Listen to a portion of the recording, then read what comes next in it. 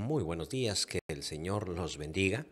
Continuamos con nuestro estudio de Apocalipsis, una visión alternativa de la realidad, y para hoy tenemos la lección número 3, que es la bendición. Y como ya es costumbre en nuestros estudios sobre Apocalipsis, lo primero que hacemos es leer el pasaje en griego. Apocalipsis 1:3 dice: Μακάριος ο αναγινώσκον καί χοι ακούοντες τους λόγους τες προφηθείας καί τερούντες τα εναutέ γεγράμμενα, hogar kairos engus. Y antes de analizar este pasaje en concreto, quiero mencionar que el término Macarios, que significa bienaventurado, dichoso, feliz, aparece 7 veces en Apocalipsis. Y esto no es una casualidad, porque el número 7, que implica perfección, es muy importante para la estructura de Apocalipsis. Pues bien, 7 veces aparece la palabra bienaventurado en Apocalipsis, es decir, hay 7 bendiciones. Esta es la primera de ellas. Entonces, para analizar este pasaje dentro de su contexto, paso a leer en Reina Valera todos los otros pasajes. La siguiente vez que aparece bienaventurado en Apocalipsis es en Apocalipsis 14:13. Dice: oí una voz que desde el cielo me decía, escribe, bienaventurados de aquí en adelante los muertos que mueren en el Señor. Sí, dice el Espíritu, descansarán de sus trabajos porque sus obras con ellos siguen. Luego también aparece en Apocalipsis 16:15. He aquí yo vengo como ladrón. Bienaventurado el que vela y guarda sus ropas para que no ande desnudo y vean su vergüenza.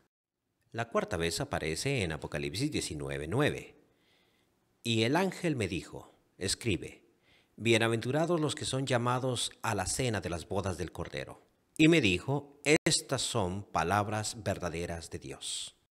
La quinta vez aparece en Apocalipsis 26. Bienaventurado y santo el que tiene parte en la primera resurrección. La segunda muerte no tiene potestad sobre estos, sino que serán sacerdotes de Dios y de Cristo y reinarán con él 1000 años. La sexta vez aparece en Apocalipsis 22:7. He aquí vengo pronto. Bienaventurado el que guarda las palabras de la profecía de este libro. Y finalmente, este término Macarios aparece en Apocalipsis 22:14. Bienaventurados los que lavan sus ropas para tener derecho al árbol de la vida y para entrar por las puertas de la ciudad. Ahora pasamos a analizar Apocalipsis 1:3. El texto que leíamos en griego, la Reina Valera 1960 traduce: Bienaventurado el que lee y los que oyen las palabras de esta profecía y guardan las cosas en ella escritas, porque el tiempo está cerca.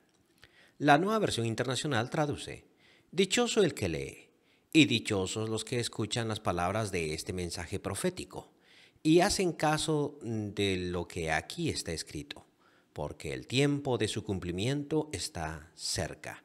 Y la palabra de Dios para todos traduce: afortunado el que lee esta profecía y también los que escuchan y hacen caso de este mensaje, porque está cerca el tiempo en que esto sucederá. El primer término a analizar es el término principal de este versículo, Macarios. Notemos cómo la Reina Valera traduce bienaventurado, la Nueva Versión Internacional traduce dichoso y la Palabra de Dios para Todos traduce afortunado. Realmente las 3 traducciones son correctas, porque el término Macario, si bien es cierto, es una bendición, es una bienaventuranza, que pudo haber sido traducido también como bendito el que lee o bienaventurado el que lee, puede ser fácilmente traducido como dichoso y como afortunado, porque el término tiene 2 implicaciones. Número 1, lanzar una bendición sobre aquellas personas. Y número 2, también hablar de una realidad presente, es decir, de una dicha que ya se tiene o de una fortuna que ya se tiene. Y en este sentido podemos decir, leer Apocalipsis o estudiar Apocalipsis es una gran bendición para nuestra vida, es una gran dicha para nuestra vida, es una fortuna y hay una bienaventuranza en estudiar el texto. Y por eso hemos decidido también hacer este tipo de estudios. La única crítica que tengo acá es hacia la nueva versión internacional, que como es una versión perifrástica, no siempre se apega al texto original y pues en griego aparece un Macarios nada más, 7 veces en Apocalipsis, 7 veces aparece esa palabra en diferentes versículos, pero resulta que si uno hace el conteo en nueva versión internacional no funciona, porque en este pasaje específico se tradujo 2 veces. Dichoso el que lee y dichosos los que escuchan. Si bien es cierto, en el texto griego hay una bendición tanto para el que lee como para los que escuchan, pero no aparece 2 veces, aparece una sola vez. Y los traductores han decidido ponerlo 2 veces en español, tratando de hacer un énfasis quizás en que la bendición no solamente es para el lector, sino también para los que escuchan y al mismo tiempo obedecen. La siguiente frase que llama la atención en griego es ho anaginoskon kai hoi akuontes. La Reina Valera traduce correctamente el que lee y los que oyen. La nueva versión internacional traduce el que lee y los que escuchan. Y la palabra de Dios para todos traduce el que lee y también los que escuchan. La palabra también de la palabra de Dios para todos fue agregada para hacer que el español sea más fluido, ¿no? Y hablábamos de que la nueva versión internacional 2 veces dice o 2 veces traduce la palabra Macarios como dichoso y dichosos. Pues bien, la Reina Valera es la más literal, el que lee y los que oyen. La palabra acuontes puede ser traducido como oyen o escuchan. Y generalmente en el lenguaje bíblico la palabra oír o la palabra escuchar tiene la implicación de obedecer. Bien, aquí este pasaje hace alusión a una costumbre antigua. Hoy en día todos tenemos una copia de las Escrituras y todos podemos leer por nosotros mismos Apocalipsis. Sin embargo, en el tiempo antiguo, o mejor dicho, en el momento en que Apocalipsis fue enviado a las 7 iglesias del Asia, no había una copia para cada hermano, así que el texto tenía que ser leído en público. Obviamente, en este contexto, la iglesia ponía a leer al hombre que tenía mayor habilidad para hablar o para leer rápido. Y entonces el Apocalipsis lanza una bendición sobre ese lector, sobre esa persona que tenía el rollo enfrente de la congregación y estaba leyendo el texto. Y al mismo tiempo una bendición también para aquellas personas que escuchaban y obviamente escuchaban con el sentido de obedecer. Por eso es que también hay una bendición para aquellos que guardan las palabras de este pasaje. Bien, esta es una costumbre antigua que la iglesia olvidó. El día de hoy nosotros leemos el Nuevo Testamento, pero lo leemos parrafito por parrafito y hacemos una meditación sobre él. Es decir, un día domingo se predica, por ejemplo, sobre Apocalipsis 1, otro día se predica sobre algún pasaje de Apocalipsis 2 y otro día se predica sobre Apocalipsis 3 y así. Sin embargo, en la iglesia primitiva, Apocalipsis era leído de pasta a pasta. Lo mismo sucedía con cualquier otro documento del Nuevo Testamento. Las cartas, por ejemplo, las cartas del apóstol Pablo o las cartas universales, fueron escritas para ser leídas de una sola vez en frente de la congregación. Y precisamente esto es lo que provoca una serie de problemas exegéticos o una serie de problemas hermenéuticos a la hora de entender la escritura y de poderla aplicar a la iglesia, que no se lee como un todo. Entonces los pasajes se sacan de contexto. Esto es típico en muchas iglesias y es muy bueno recuperar esa costumbre de leer los documentos de pasta a pasta en frente de la congregación. Es decir, tener una asamblea y decir, hoy no va a haber una predicación, hoy se va a leer todo Apocalipsis. Y luego, más adelante, quizás podemos hacer algunas meditaciones sobre él. La siguiente frase que quiero analizar es tus logos tes profecías, que quiere decir las palabras de la profecía. La Reina Valera no se apega a la literalidad acá, agrega una palabra que aquí hemos puesto en azul, esta, las palabras de esta profecía. Creo que ellos tienen un punto acá. Y es que a veces en ciertos idiomas son necesarias ciertas palabras. O sea, en griego está claro que se refiere a esta profecía, pero eso no es tan claro en español y por eso los traductores han decidido incluir la palabra esta, que también aparece en la nueva versión internacional, las palabras de este mensaje profético y también aparece en la palabra de Dios para todos. Al principio dice esta profecía y luego este mensaje. En ambos casos se agrega la palabra esta y la palabra pues este. Ahora, el término profecía fue traducido por la nueva versión internacional como mensaje profético. Y resulta que la palabra de Dios para todos, que en este caso me parece la más inferior de las traducciones, decidió dividir la frase en dos. Primero tradujo el término profecía como esta profecía de manera literal y luego tradujo por aparte la frase tus logos, las palabras, y lo tradujo por este mensaje. O sea, partió en dos la frase que estaba unida acá. Eso no es tanto problema. Afortunado el que lee esta profecía y también los que escuchan y hacen caso de este mensaje. Bien, no creo que se haya perdido mucho el significado. Y me da pie para hacer un comentario, ¿sí? Aquí aparece el término mensaje en vez de las palabras y también en la nueva versión internacional aparece el mismo término mensaje, mensaje profético por no tanto las palabras, porque también traduce las palabras de este mensaje profético, sí.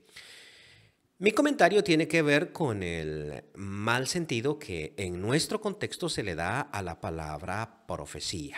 Hay ciertas palabras que tienen un significado en el idioma original, pero con el tiempo ese significado se va degradando. Y quiero poner aquí un par de ejemplos.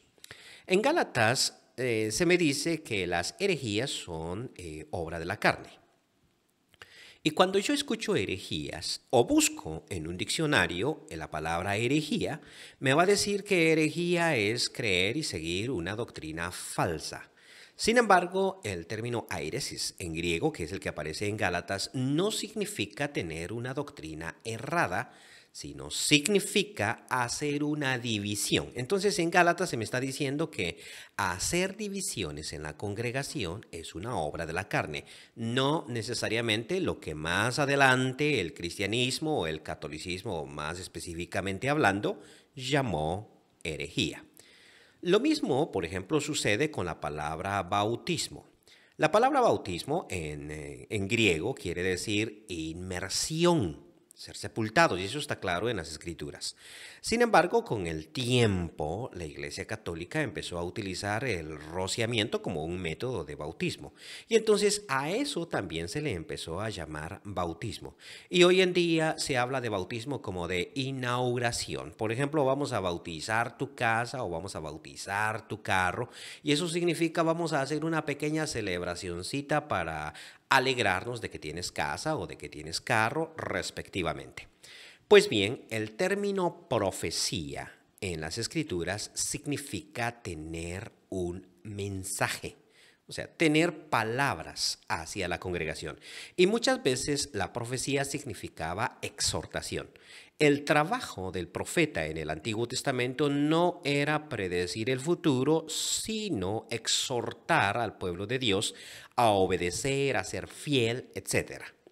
Y en el Nuevo Testamento también tiene ese significado. Cada vez que se habla de los profetas en el Nuevo Testamento son más bien los predicadores que amonestan, que exhortan a la congregación, no personas que predicen el futuro.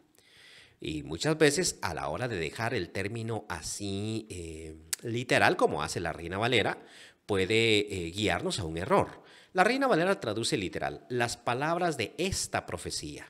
Sin embargo, la gente en el siglo I pensaba en esta profecía como este mensaje, no como esta predicción del futuro.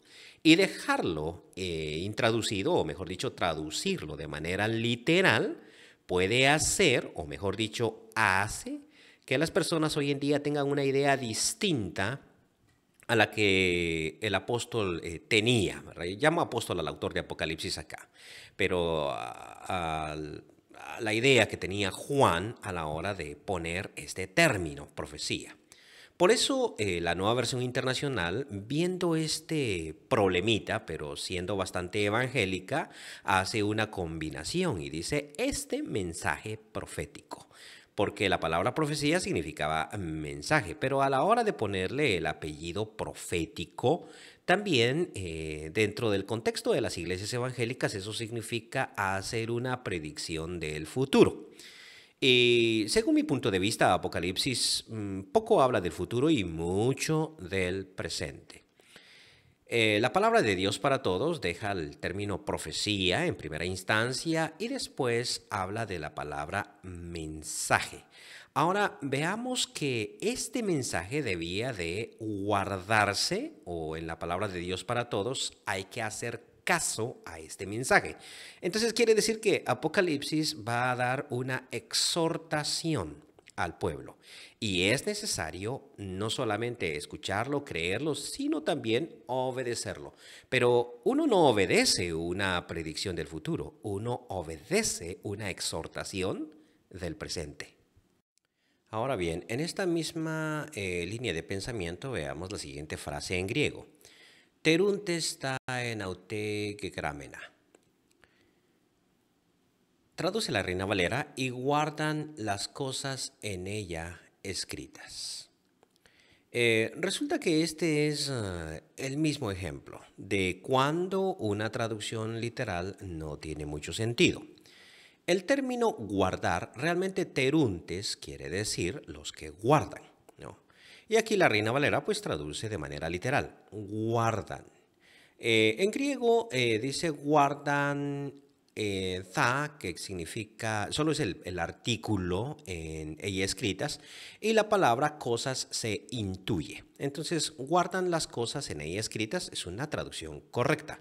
Sin embargo, puede llevarnos a una interpretación equivocada porque el término guardar, tereo en griego, no significa poner en un cajón, ni tampoco significa recordarlas en la memoria, almacenarlas en el cerebro, ¿sí?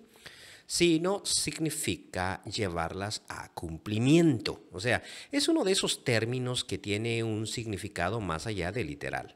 Y por eso es que la nueva versión internacional, en vez de decir guardan, creo yo, correctamente ha captado el sentido y ha traducido y hacen caso de lo que aquí está escrito.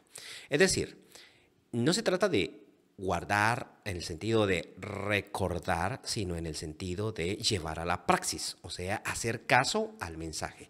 Y lo mismo hace la palabra de Dios para todos.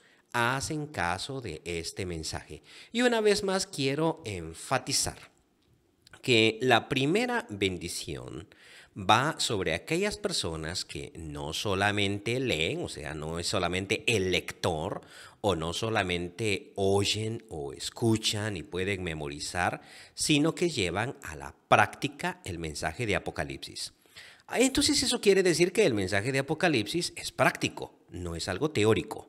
Quiere decir que el Apocalipsis no se concentra tanto en hacer predicciones que las personas deben conocer, sino en indicar una forma de acción. Por ejemplo, cuando el Apocalipsis nos habla a nosotros de la bestia, del dragón y de todas esas cosas que vamos a analizar en futuro, no está tan interesado en que nosotros sepamos que ciertas cosas iban a suceder, sino en que el pueblo de Dios tenga un estilo de vida aún y a pesar de las situaciones que se le van a venir.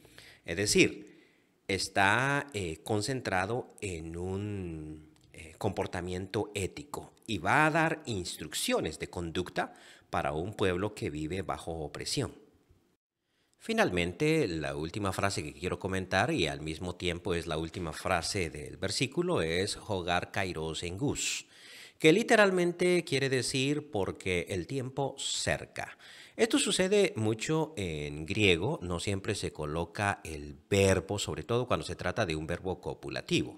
Y el traductor tiene que adivinarlo. Y por ser el verbo ser o el verbo estar, los verbos copulativos por excelencia en español, generalmente se utilizan esos.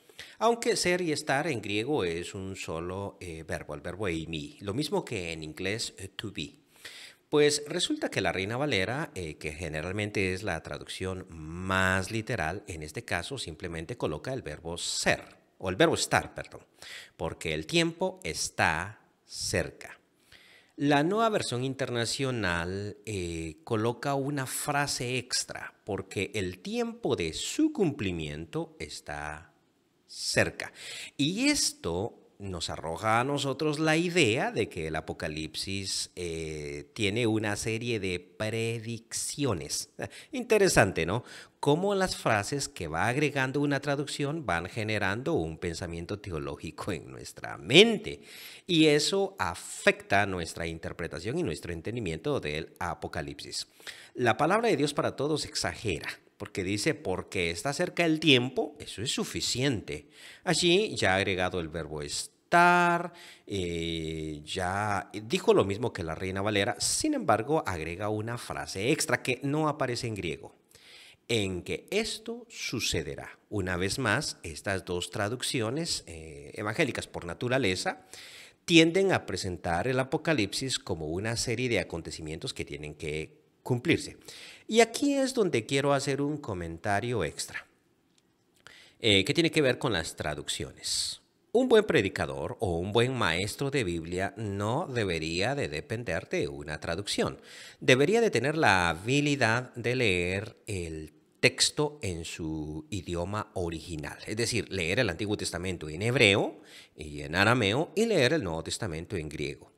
Como eso no siempre es posible, entonces, es bueno consultar varias traducciones. Hace un momentito criticábamos a la Reina Valera por su literalismo y cómo puede eso condicionar o desviar el pensamiento teológico del lector.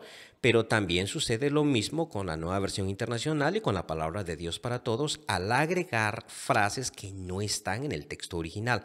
Van, en cierto sentido, moldeando el pensamiento de las personas.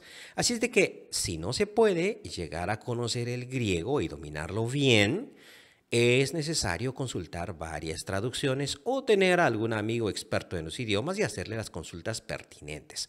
Pero siempre hay que tener cuidado con las traducciones. Hay quienes, por ejemplo, idolatran la Reina Valera como la traducción por excelencia y quieren depender únicamente de ella. Y hay otros que se ponen a criticar esta traducción como una traducción mala cuando realmente no lo es. O sea, a partir de la ignorancia hacen ese tipo de críticas.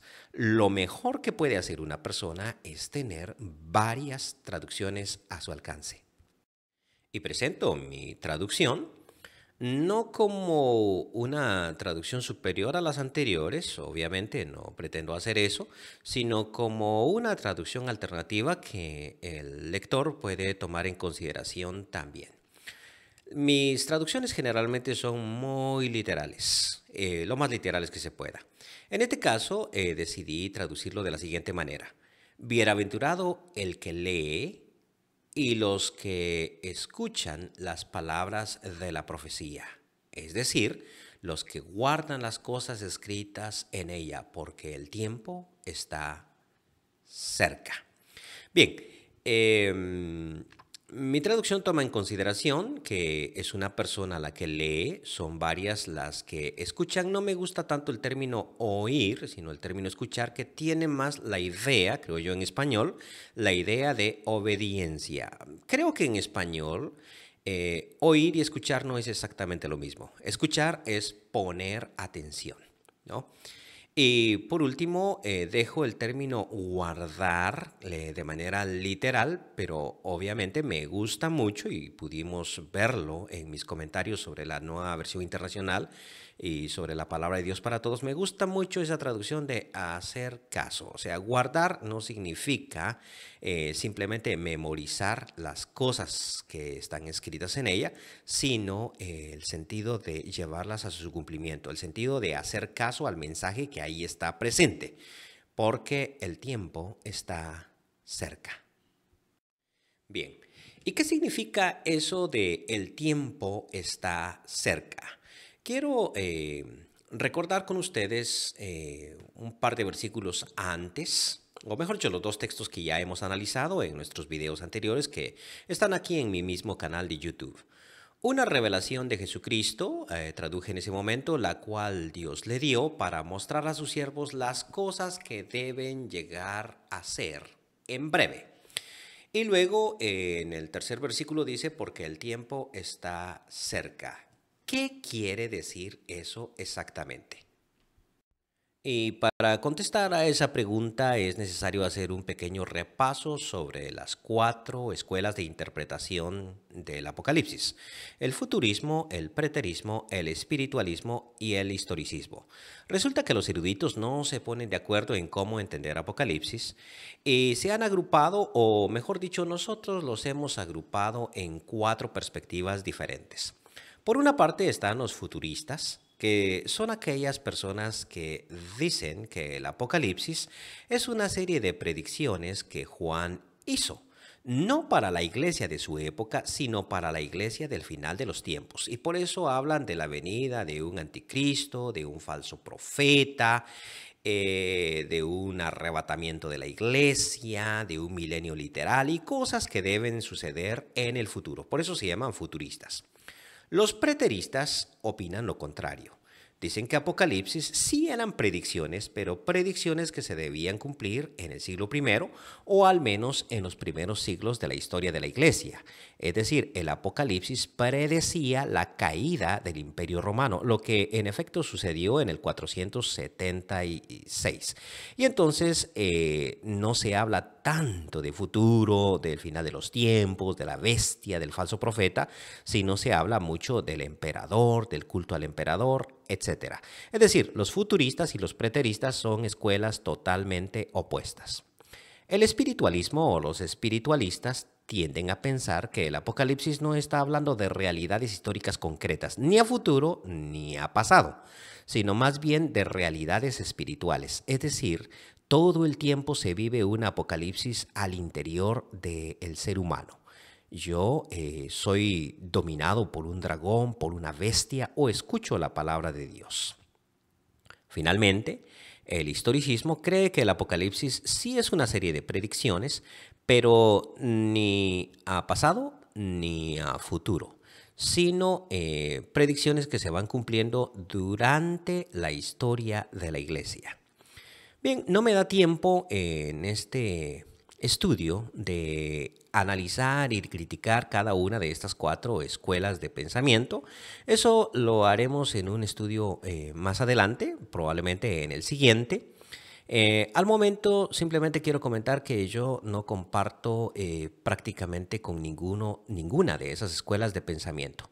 Creo que el Apocalipsis tiene otra idea. Creo que el Apocalipsis no es una serie de predicciones para el final de los tiempos, ni para el pasado, ni para la historia de la iglesia, ni algo que me está hablando a mí de la psicología espiritual del cristiano, sino que el Apocalipsis tiene otro interés.